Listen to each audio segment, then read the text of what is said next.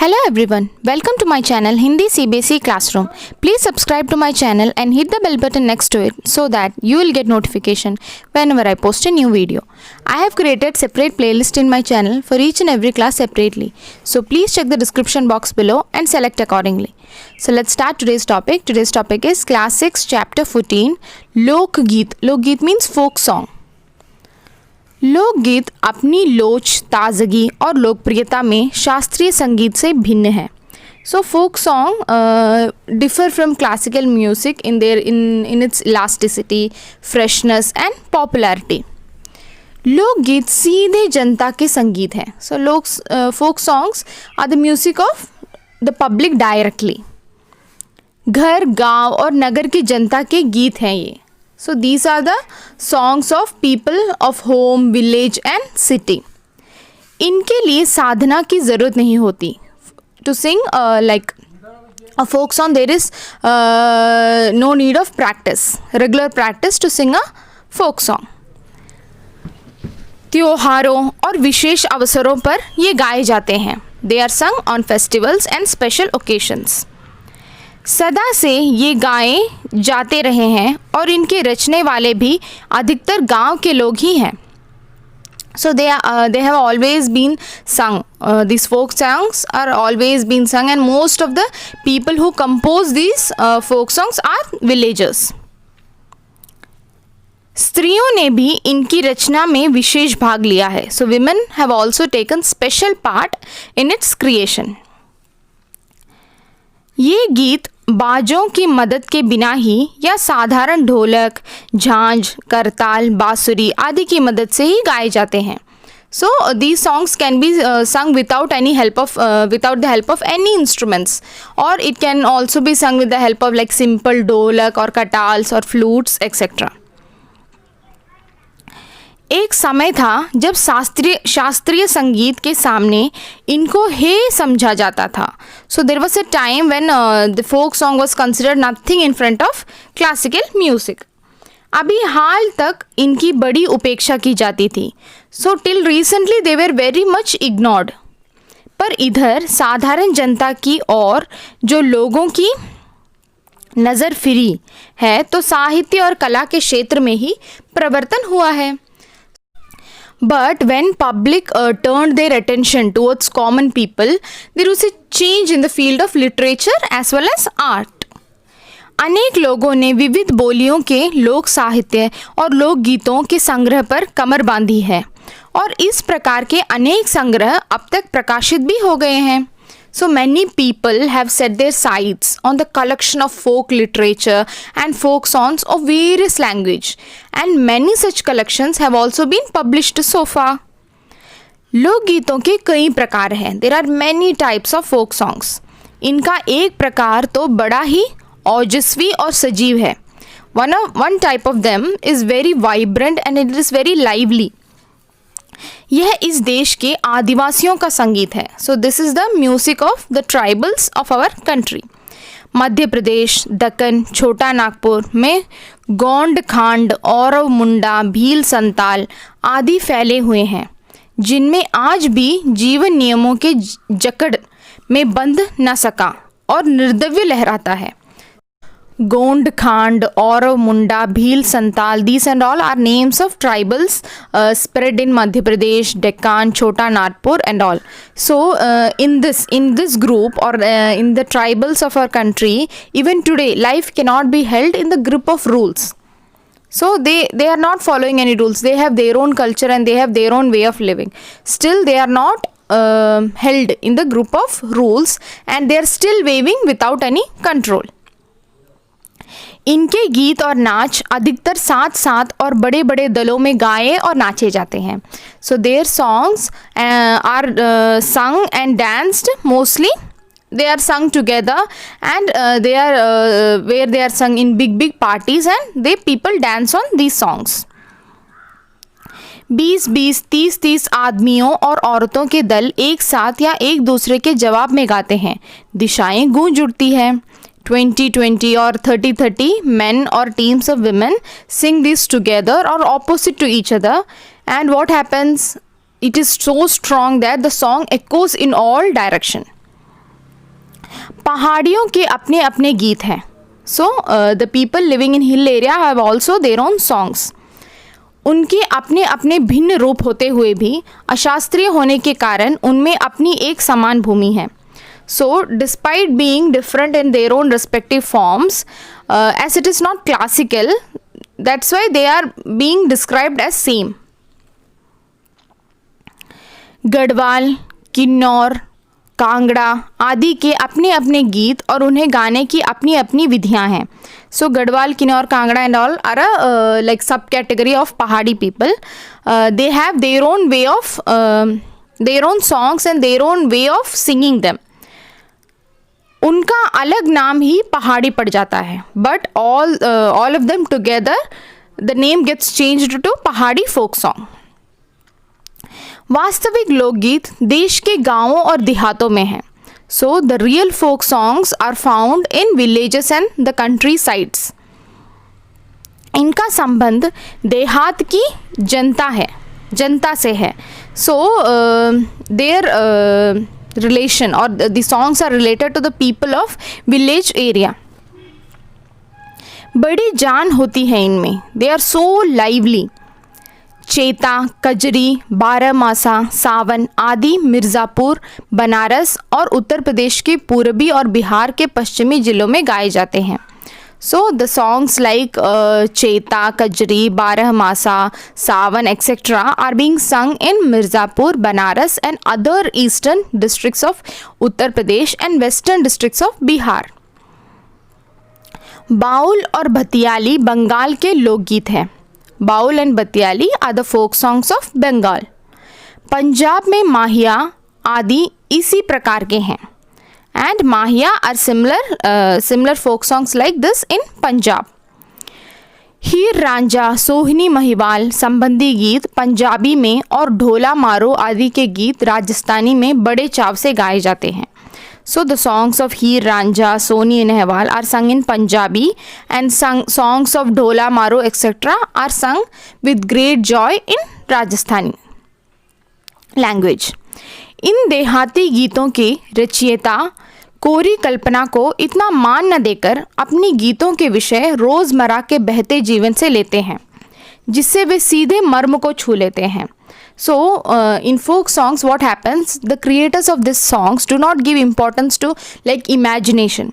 What they take the subject of the song from everyday's life, everyday what and all is happening with people, the real life situations and the real life experience. So what will happen, it will directly reach or touch our heart, because we would have also done all those things. So if we hear something like that, we'll feel that is our song.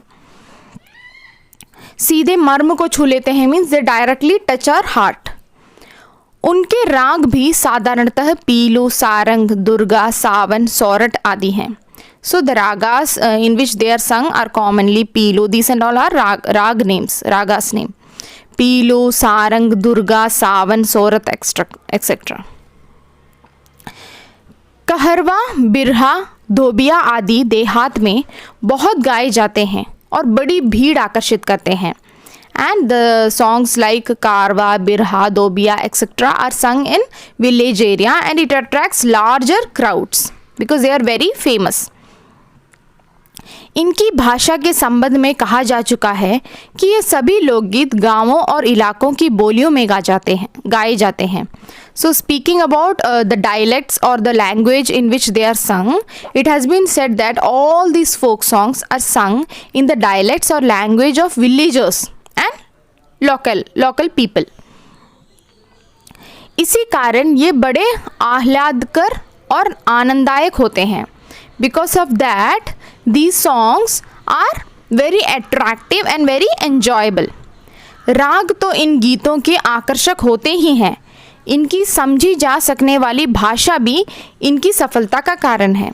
So the raag और the tunes are already very attractive of the songs, but what makes them more attractive is the understandable language, because it is in the local language and it is in the local or villages language. The people can easily understand it. So their understandable language is also the reason for their success. Bhojpuri में करीब 30-40 बरसों से विदेसिया का प्रचार हुआ है.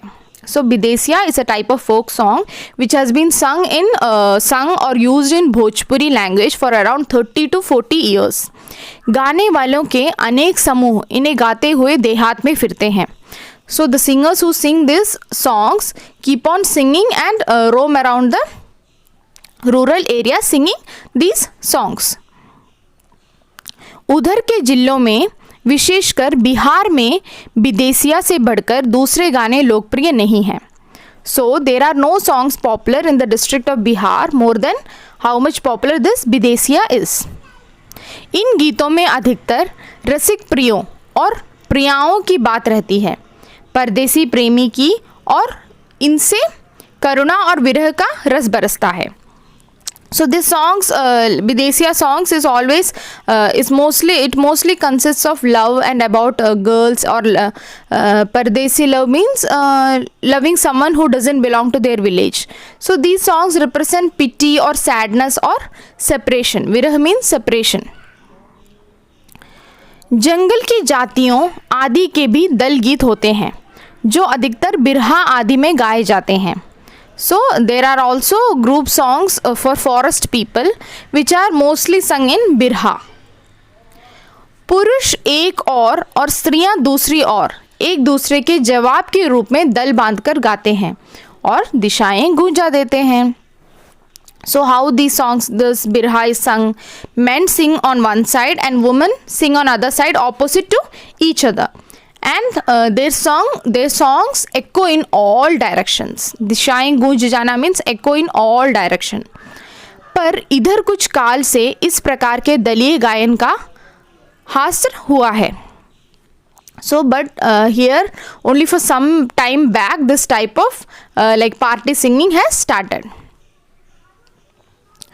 एक दूसरे प्रकार के बड़े लोकप्रिय गाने आल्हा के हैं. So another type of popular songs are of Alha. अधिकतर ये बुंदेलखंडी में गाए जाते हैं. Mostly these are sung in Bundelkhandi. आरंभ तो इसका चंदेल राजाओं के राजकवि जगनिक से माना जाता है, जिसने आल्हा उदल की वीरता का अपने महाकाव्य में बखान किया. It is believed that it started from the royal poet Jaganek, who was a royal poet of Chandela kings, who narrated the courage of Alha Udal in his epic.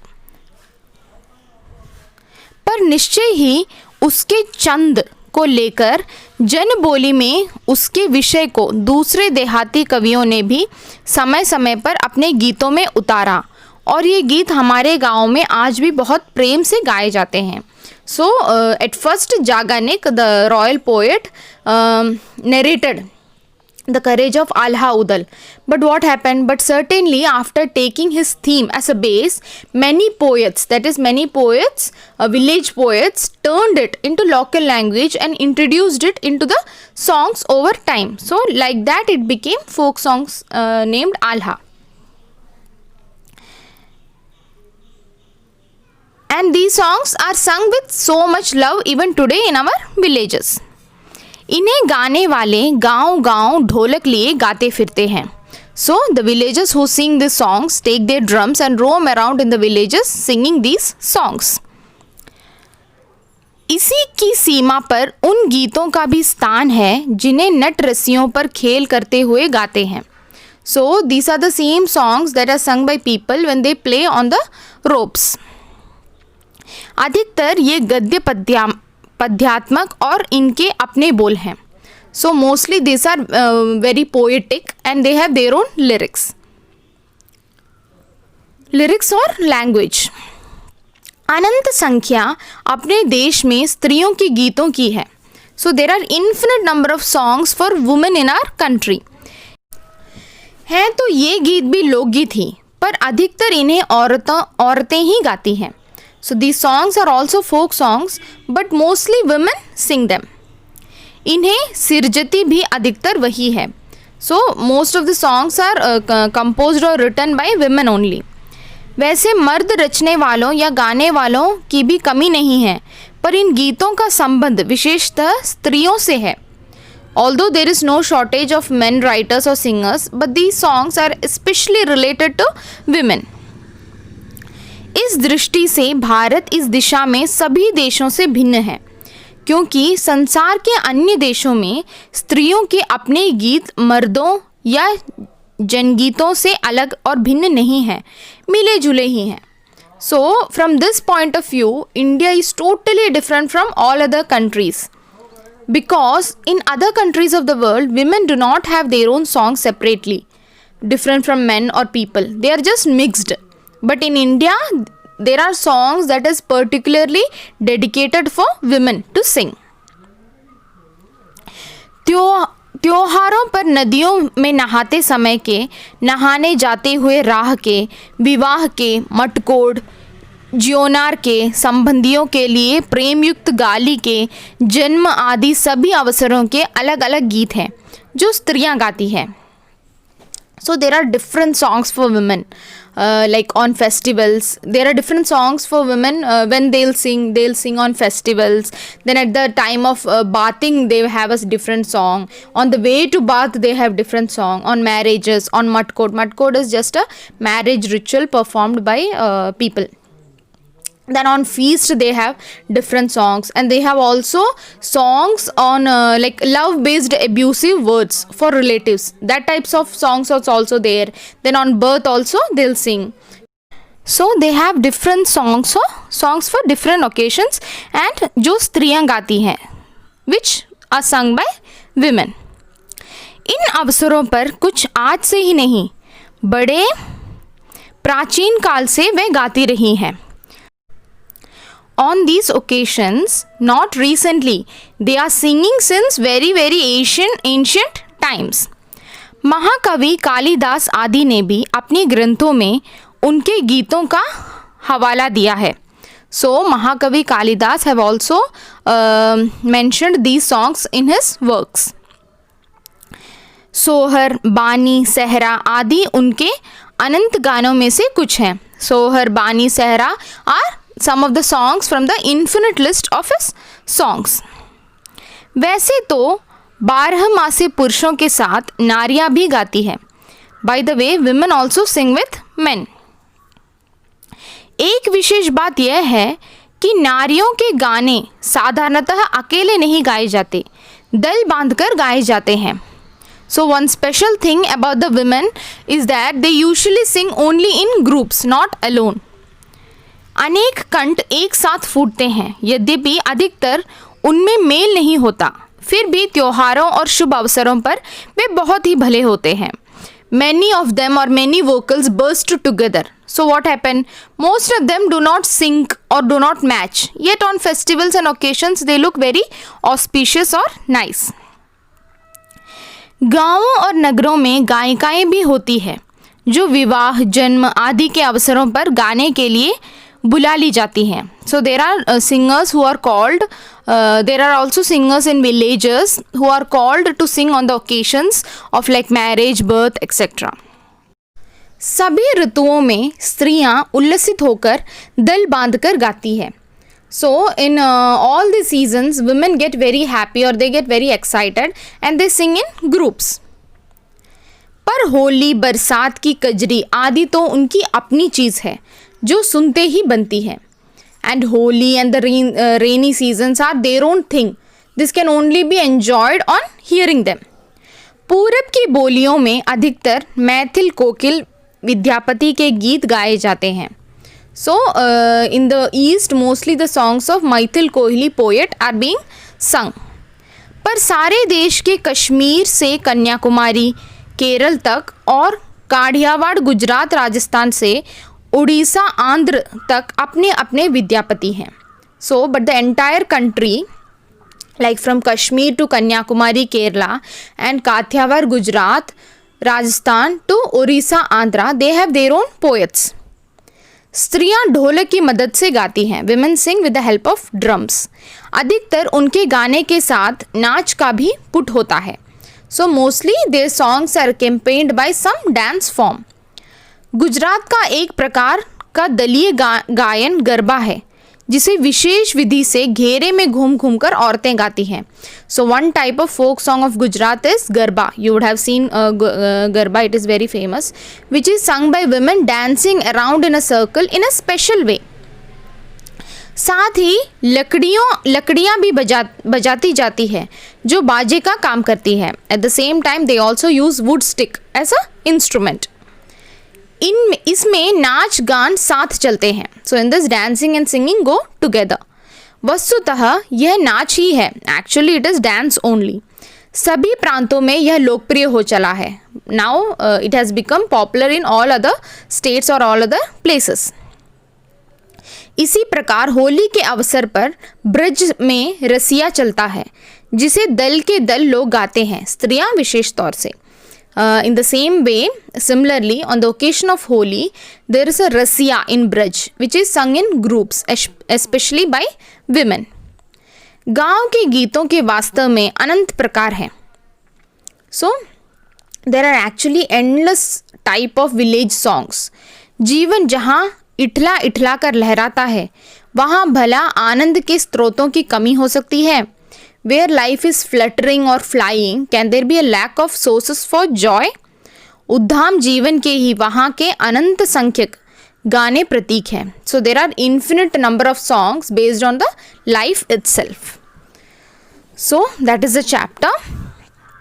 So this chapter is mainly about folk songs. How firstly the folk songs were not at all popular. Then slowly when people started to notice, it started gaining the popularity. And they have mentioned different types of folk songs in different areas, how they are called, in which tune or in which ragas they are being sung, and how it became popular, and how different from other country. India is having a set of songs for only women. That is, only women sing these songs. There are many occasions like birth, festivals, then Holi, then maybe a marriage, then Matkod. Any such occasions, what women will do? Women will sit all together with a drum and they'll keep on singing songs, whether it will sing or not, but they'll enjoy in special occasions.